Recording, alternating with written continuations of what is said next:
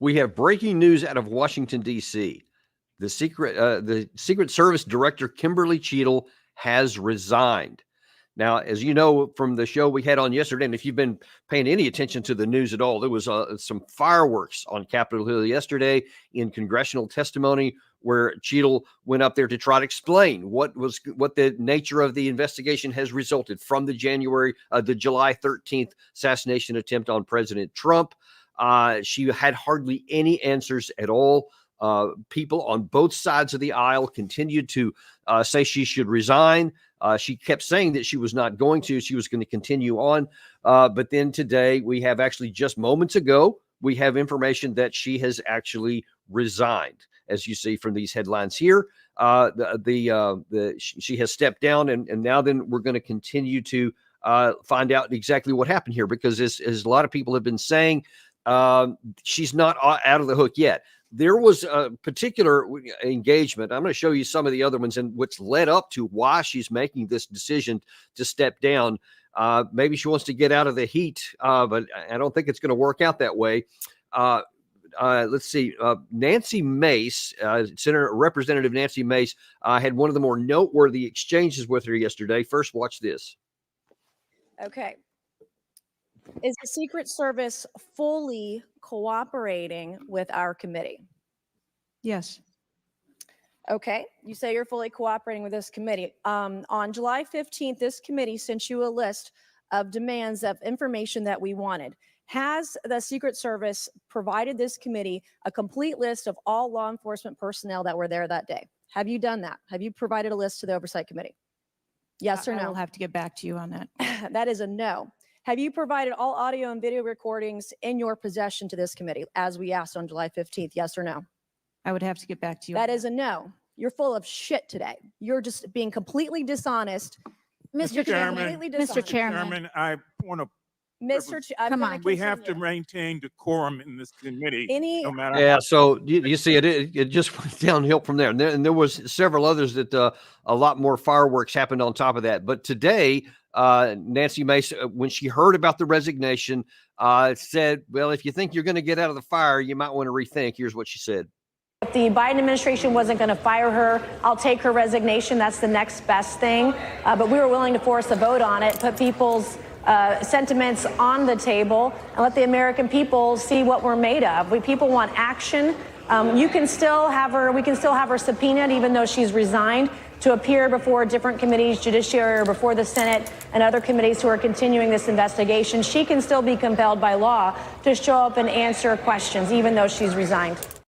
So we'll see. But whether it's her or somebody else, if anybody thinks that this is going to get the issue off the table, or that these same questions are not going to still be demanded and that people need answers, I think that they're gravely mistaken.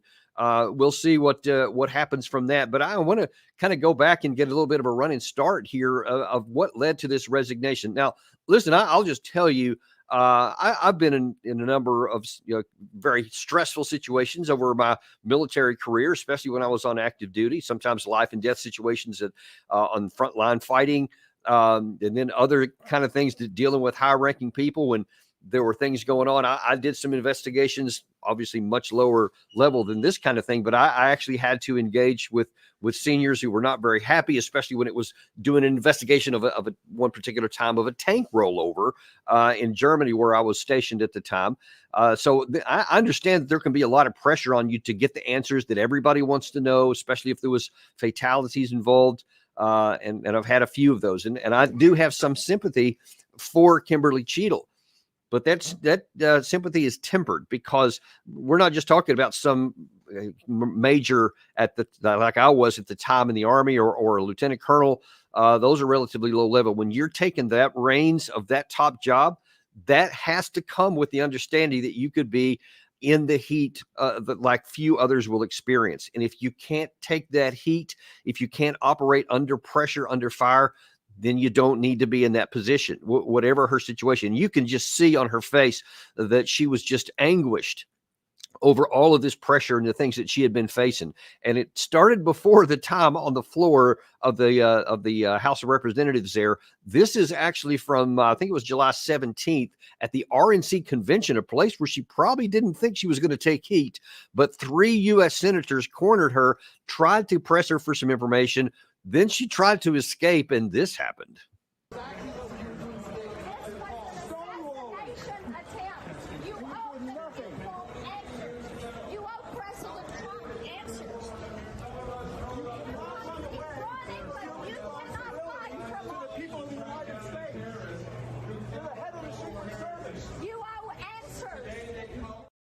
Wow, it's hard to imagine what that must have been like. To have literally the senators of the United States Senate chasing you down through what you thought was a safe place was kind of nerve-wracking.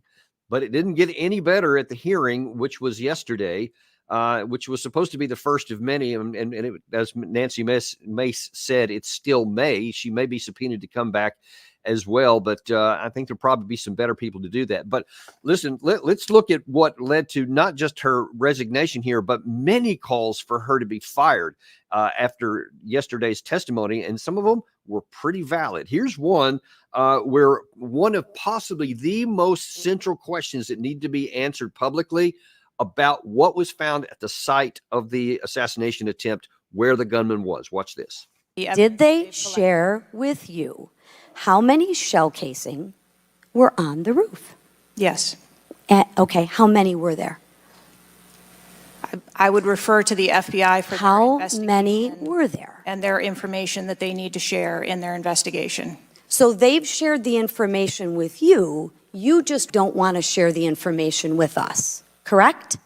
We have concurrent investigations that are going on. So they have shared this information with you. You know the answer to the question. You just refuse to answer the question. Let me tell you why that's such a big deal. Because according to what everybody is saying, especially within the government, the shooter fired 8 shots. And then you heard a 9th shot, the kill shot that came about 10 seconds after the last of the 8 shots that were alleged to have come from the gunman. But there, and go back and watch our show yesterday that we had on this issue.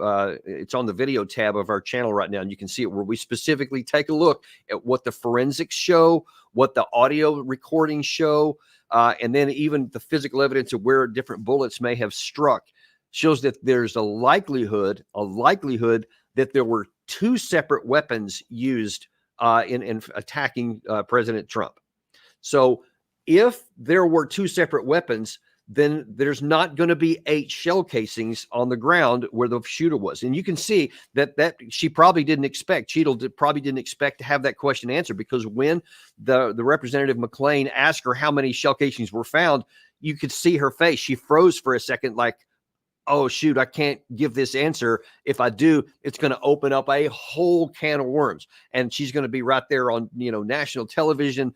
And she didn't want to go down that path. So she just said, I'm not going to tell you, which is pretty amazing that you're there under oath, subpoenaed by Congress. They ask you one of the most relevant questions: was there a second shooter? Because if there's not 8 shell casings, folks, if there's 5, and that's my guess is that there were 5, possibly 6, actually. Because 5 or 6, because I'm reasonably sure, based on the evidence that we have at this point, that the first 3 rounds were fired by someone else, someone that was stationed somewhere else, that was probably in a similar line of sight to where Trump was in that shooter, because those even sounds like somebody who knew what they were doing. They were methodical. Bam, bam, bam. It's somebody who is experienced in knowing what they're doing. Whereas the second 5 were just bam, bam, bam, bam, bam, bam, bam.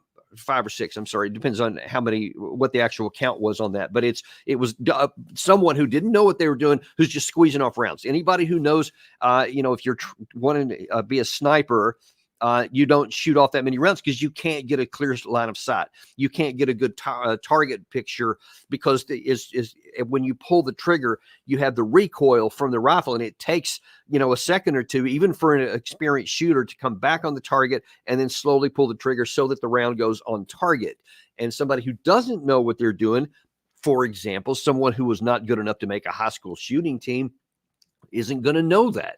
And it's probably just going to think it's like a video game where you just squeeze off rounds as fast as you can. So that's why it is vital to know how many shell casings were found on that roof, because if there were only 5 or 6, if there weren't 8 or 9, then you have a real problem and you have confirmation there was a second weapon used. So that's one of the questions. I don't know what else people are going to be asking. There's lots of other things that need to be ascertained. But to me, that's the first one. That's one of the most important ones, because that's where the investigation needs to go. And if they have this information, if the FBI has this information, you need to know about it. We need to know ASAP right now before this thing gets, any further down the road.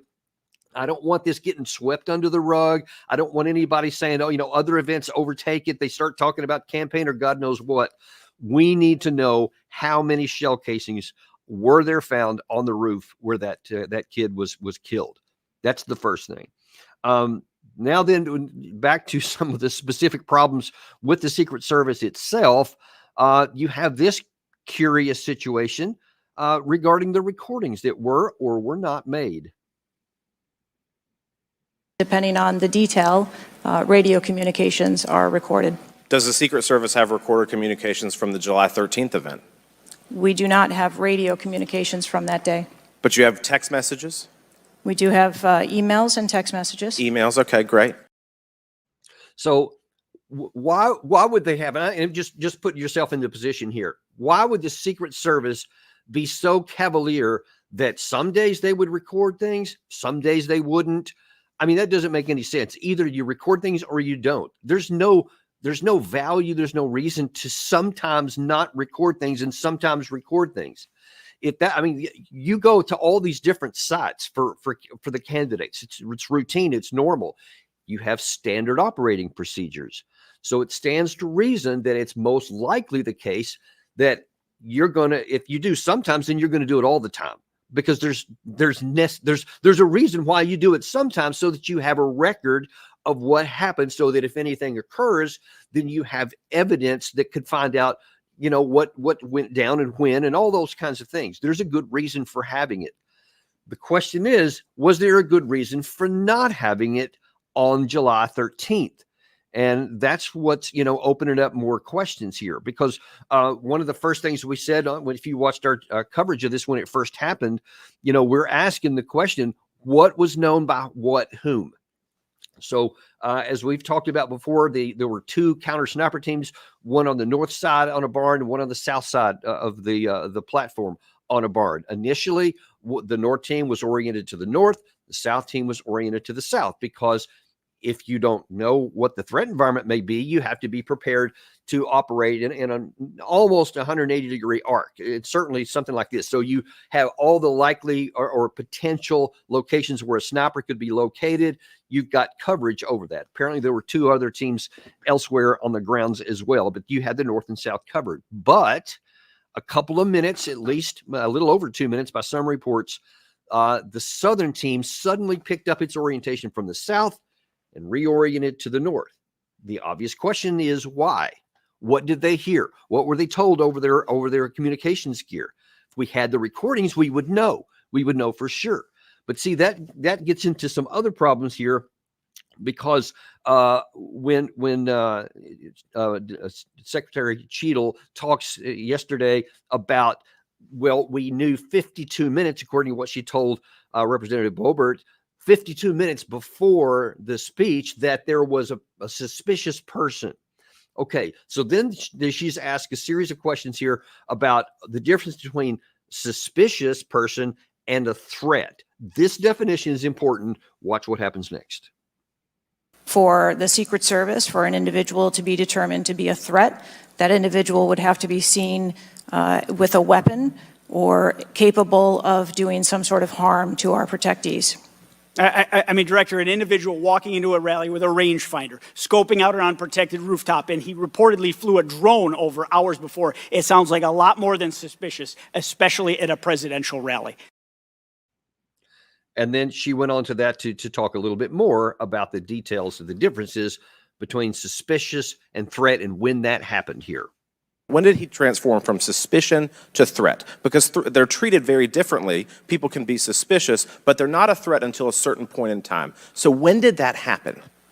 I believe that it was seconds before the gunfire started. Seconds. Okay, well, we know that's not true. So now then we're having to get into a situation. We don't know one of two things. Either she's lying, she knows the right answer and she's not giving it, or she's woefully unknowledgeable, doesn't know what happened, because maybe there was no time. One of the other things she was asked, how's, I think it was Marjorie Taylor Greene, where's the timeline? And she didn't provide one. So she's saying, how can you come to this conference 9 days after the fact and not even have a rough timeline of the things that happened? Because that would have given, and again, perhaps this was part of the reason, that would have given you ample opportunity and evidence to say, hey, hang on a second. Why is it that these guys repositioned 2 minutes before, not seconds, as you say? What were they told? Because if you say they only had seconds to do it, but yeah, we know at least more than 2 minutes, somebody on that roof knew something in the north was going on. We also know from many on the ground witnesses, which we have shown in previous episodes where we've talked about this issue before, a bunch of people were screaming, pointing up to the roof, saying there's somebody on there. There's a gunman. They have phone video of the guy. You can clearly see him from the ground, not from an elevated position. There were policemen all over the place. The guy had been noted since at least an hour before, nearly an hour, that there was a suspicious person. So everyone should have been looking for him. So why did none of that happen? I mean, those are the questions that still need answers right now. And whether, Kimberly Cheatle Director Cheatle has resigned, that shouldn't even slow down the requirements for answers. And again, folks, this needs to come quickly. Now, one would hope that President Biden, wherever he's at right now, would be behind this and saying, hey, we need answers. When she resigned, obviously it was coordinated with the White House because they immediately issued a statement. In fact, Gary, if you can throw up that, this is what President Biden actually said here. He said, Jill and I are grateful to Director Kim Cheatle for her decades of public service. She has selflessly dedicated her and risked her life to protect our nation through her career in the United States Secret Service. We especially thank her for answering the call to lead the Secret Service during our administration, and we are grateful for her service to our family. As a leader, it takes honor, courage, and incredible integrity to take full responsibility for an organization tasked with one of the most challenging jobs in public service. The independent review to get to the bottom of what happened on July 13th continues, and I look forward to assessing its conclusions. We all know what happened on that day can never happen again. As we move forward, I wish Kim all the best and plan to appoint a new director soon.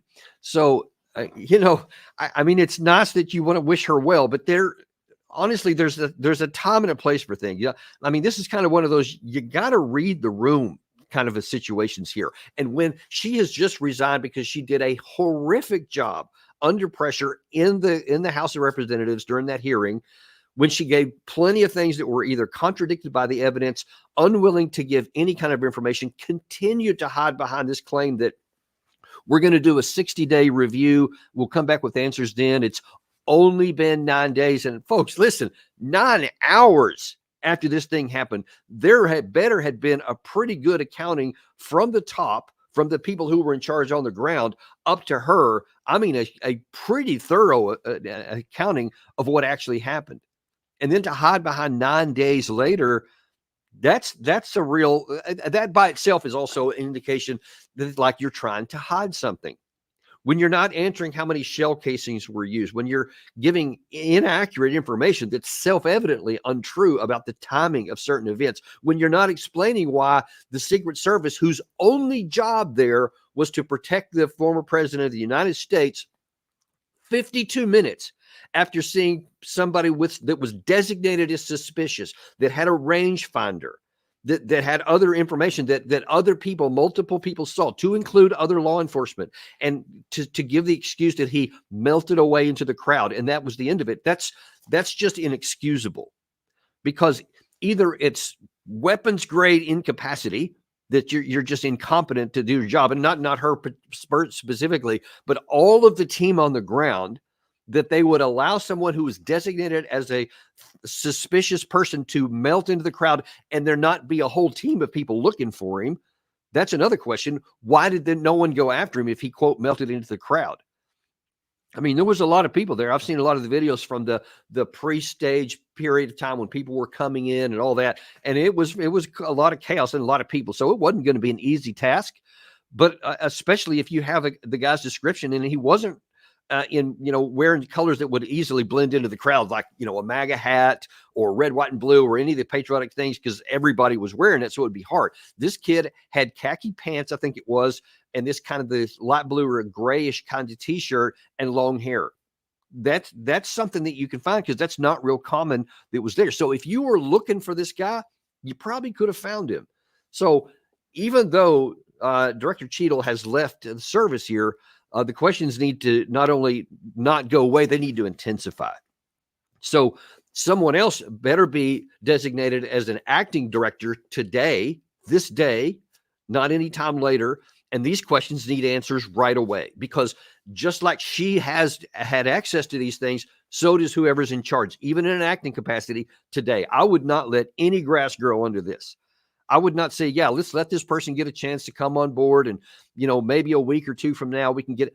No, I think that they need to continue to demand answers immediately today. And I'm not, that's not rhetorically. I mean, literally this day, I want answers to those questions. They have the answers. She admitted that they have some of these key answers and they're not giving it. The American people deserve to know right now what is known about this assassination attempt.